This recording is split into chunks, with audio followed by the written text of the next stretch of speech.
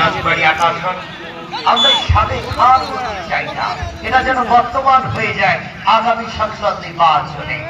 I believe that everyone vote for him, তাকে সবাই vote দিবেন ওই ধানের শীষ মার্কায় আগামী সংসদ নির্বাচনে।